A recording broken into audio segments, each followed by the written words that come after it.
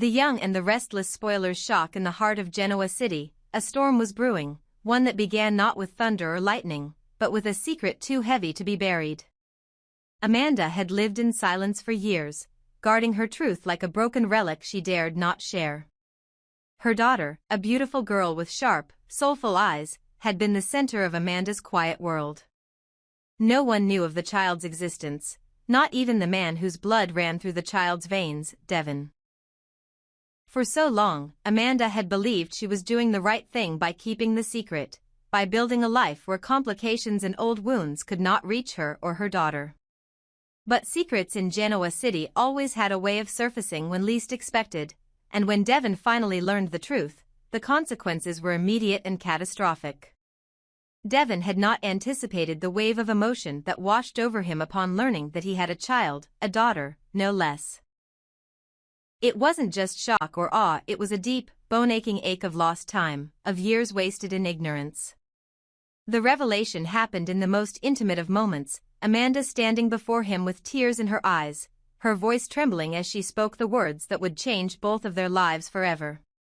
He was the father. In the moments that followed, Devon reached for Amanda, enveloping her in an embrace that said more than words ever could. It was a moment charged with unspoken promises, of a future he didn't know he wanted until it was handed to him. But that brief moment of connection, of reunion and reckoning, did not go unnoticed. Cain had watched from a distance, and what he saw shattered the fragile trust he had in Amanda. He had always known that Amanda harbored feelings she could never fully articulate, memories of a man she had once loved and perhaps never truly let go. But to see them together, arms wrapped around one another, sharing a secret that excluded him completely, it ignited a fury within Cain that he couldn't suppress. The jealousy was not just emotional, it was primal. Amanda was still, in every sense, his partner. And now, Devon, the man who had always been a thorn in his side, had not only Amanda's attention but also the daughter he never even knew existed. Cain's world tilted on its axis, and in that unsteady space, rational thought slipped through the cracks. Amanda returned home later that night, emotionally drained, her heart both full and trembling with uncertainty. She had yet to tell her daughter the truth about her father, unsure of how to navigate such a delicate conversation. But as she opened the door to her apartment, she was greeted not by her child's laughter or the familiar thud of tiny feet, but by silence. Deafening, chilling silence. Panic gripped her instantly. The bedroom was empty. The bathroom vacant. The back door slightly ajar. The little girl was gone. Disappeared without a trace. The hours that followed were a blur of chaos and fear. Amanda called out her daughter's name until her throat burned. She called the police. She knocked on neighbors' doors. But nothing made sense. No signs of forced entry, no witnesses, no ransom note, only the cruel emptiness of absence. In her spiraling terror, her mind clutched onto the only thing that had changed, Devon. He had just found out about the child, and now she was missing. The coincidence was too cruel, too direct. With trembling hands and tear-filled eyes, Amanda confronted him, demanding answers. But Devon was as shocked and horrified as she was. He denied any involvement, swore he had nothing to do with the disappearance, begged her to believe him. And yet, the timing haunted them both. What were the chances that right after the truth was revealed, the girl would vanish? Devon's denial, sincere as it seemed, did nothing to calm Amanda's growing suspicion. She knew Genoa City. She knew how people changed when they had something to gain, or something to lose. And Devon, now aware that he had a daughter, had every motive to take her, especially if he believed Amanda might shut him out again. Amanda's anguish soon gave way to a steely resolve. She filed a formal missing child report and launched a city-wide search. Posters went up. Press was alerted. But with each passing hour, hope dimmed. And yet, somewhere deep inside, Amanda began to suspect that Devon was not the person she should be fearing. Her memories of Cain, his growing paranoia in recent weeks, his increasingly erratic behavior, she could no longer ignore them. The way he had asked questions about the child's father, the coldness that had crept into his eyes since her return, the way he had suddenly become distant and calculating, these details now screamed in her mind like alarm bells she had ignored too long. Cain, who had once been her comfort and her strength, was now a man possessed. His jealousy had festered into something darker, more dangerous. He had always seen Devon as a threat, an adversary in business, in love, in reputation. But now that Devon had something Cain believed was his, Amanda and the family he had tried to build with her, he could no longer be trusted to act rationally. In his mind, Amanda had betrayed him. The fact that the child might not be his was not just a loss, it was humiliation. And in that humiliation, Cain had found justification for a terrible act. It wasn't long before the pieces began to fall into place. Surveillance footage from Amanda's building was reviewed. A grainy image of a figure wearing a hooded sweatshirt, carrying a child-sized bundle in the dead of night, flashed across the monitor. The face was obscured, but the build, the gait, the tension in the shoulders, it was unmistakably Cain. Investigators followed the lead quietly. Devon, hearing of the development, was overcome with grief and rage. He had spent days blaming himself, wondering if his presence had brought danger into the child's life. Now, he realized it was not knowledge but Cain's obsession that had stolen her away. As the authorities narrowed in on Cain's location, Amanda's emotions reached a boiling point. She could no longer distinguish between betrayal and heartbreak, between grief and fury. The man she had once loved, the man who had comforted her in the darkest hours, had taken the one person she loved more than anything. The betrayal was not just personal, it was devastating. Cain had weaponized love, had used trust as a disguise to commit the unthinkable. Whether he meant to harm the child or simply keep her hidden remained unknown, but the damage was already done. When they finally found Cain holed up in a remote cabin outside the city, the scene was both heartbreaking and surreal. The child was unharmed but clearly confused, frightened, and traumatized. Cain, disheveled and volatile, tried to justify his actions.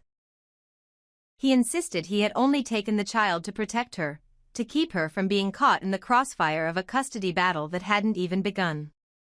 But his words fell flat. No justification could erase the terror he had inflicted. He was arrested on the spot, and the child was reunited with Amanda in a moment that was as cathartic as it was gut-wrenching. The aftermath left Genoa City reeling. Amanda had her daughter back, but the scars of the ordeal would not fade easily. Devon remained a steady presence, not pushing, not claiming, but waiting, hoping to be accepted as a father, to be allowed into the life he had nearly lost before it even began. Amanda, torn between rebuilding trust and healing from betrayal, found herself facing a crossroads.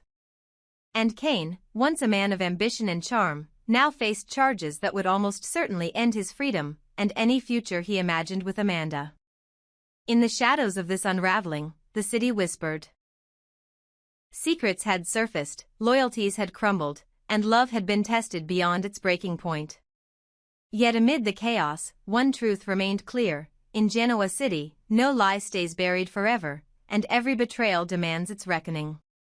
Even after the child's return seemed like a distant dream, Amanda was relentless.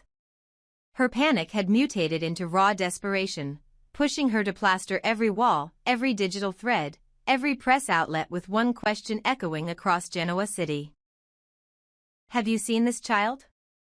But that question yielded only silence. Because as the hours bled into a full day, Amanda was forced to confront a horrifying truth: no one knew what her daughter looked like. The secrecy she had so carefully maintained over the years now worked against her like a curse. There were no school photos, no birthday snapshots on social media, no playdates with familiar faces to point authorities in the right direction. Her protection had become her prison, and now her daughter was missing in a city that had no memory of her face. The police mobilized swiftly, and leading the charge was Chance. With years of law enforcement in his blood and a deep, personal loyalty to justice, he wasted no time taking control of the case. His voice rang out across the hallway of Amanda's apartment, commanding, focused, unwavering. Yet underneath the surface, Chance was furious. Not just at the unknown perpetrator but at how utterly invisible the victim seemed to be. In a city crawling with surveillance, contacts, and favors, they were chasing the ghost of a child no one could identify. As tensions thickened, Chance convened a briefing with Devon and Cain, both men standing across from each other like powder kegs one spark away from detonation. Amanda watched as Chance pointed squarely at both of them, his voice sharp and brutal. He didn't care how close they were to the family. He didn't care who fathered who or who loved whom. He wanted answers, and he wanted the child back, now. If either of you is hiding this girl, he warned, I swear, I will bury you both under the weight of the law. The air in the room turned leaden. Devon's eyes flickered with disbelief, not because he was being accused, but because even he had begun to doubt himself. Had he let something slip? Had he told someone too much? Had his discovery endangered the one life that now mattered most to him? Cain, by contrast, didn't flinch. He had always known how to keep a straight face. But those who watched him closely could see it, the twitch of a clenched jaw, the flicker of defensiveness in his posture. Even Chance noticed it.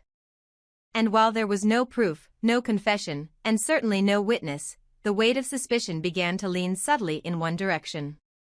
But suspicion wasn't evidence. And Chance, as much as he loathed the possibility, knew that Amanda's child could still be in the hands of someone far more dangerous, someone the entire city hadn't even considered yet. Still, Devon wasn't absolved in anyone's eyes. The logic was cruel but difficult to ignore. He didn't even know about the child until a day ago, and now, suddenly, she's gone. Was it grief that blinded him, or was it something deeper? Would a father, newly awakened to a child he never knew he had, take drastic action to keep her close? To protect her in the only way he knew how? Amanda herself wanted to scream at the unfairness of the assumption, and yet a sliver of fear had been embedded into her mind. She knew the kind of pain Devon carried. What if that pain twisted him? Chance understood this psychological minefield better than most. He had dealt with grief-stricken parents before, had seen what people were capable of when love turned into desperation. And in Genoa City, desperation had a long, bloody history. That's why he didn't rule anything out. He assigned officers to shadow both Cain and Devon, had forensics scour Amanda's apartment again, and demanded every surveillance feed within a 3-mile radius be pulled and reviewed. Yet, every moment without a lead was agony. Amanda's heart couldn't take the limbo. She went from shouting at Devon one minute to collapsing in his arms the next, not because she fully trusted him, but because he was the only person who could understand what she was feeling. He had lost family too. He knew what it meant to be helpless. But even shared pain couldn't erase suspicion, not in a city where betrayal often wore the face of love. And in the deepest, most terrifying parts of Amanda's mind, a thought crept in: what if this wasn't about jealousy or fatherhood? What if someone else had taken her daughter, someone who had been watching all along, waiting for Amanda to let her guard down? Had she become so focused on protecting the child from emotional harm that she overlooked a far more physical, immediate threat? Was this a message, or worse, a punishment? Chance promised her they would leave no stone unturned. He brought in child trafficking experts, cybercrime units, even consulted with outside agencies. But there was still one glaring problem. No one could find the girl unless someone could recognize her. Until then, the city could be looking straight at her and never know. The absence of an identity had become her prison. And Amanda knew, with every minute that passed, that her choices had given her daughter protection, until they didn't. The city held its breath. And somewhere, perhaps in a house none of them could imagine, or a van parked just outside the borders of Genoa City, a little girl waited. Alone, confused, unaware that her disappearance had ignited a firestorm. What none of them knew yet was that this wasn't just a case of jealousy or revenge. This was something more. Someone had planned this. Someone had waited. And if Amanda and Chance didn't act fast enough, someone would make sure that child never returned.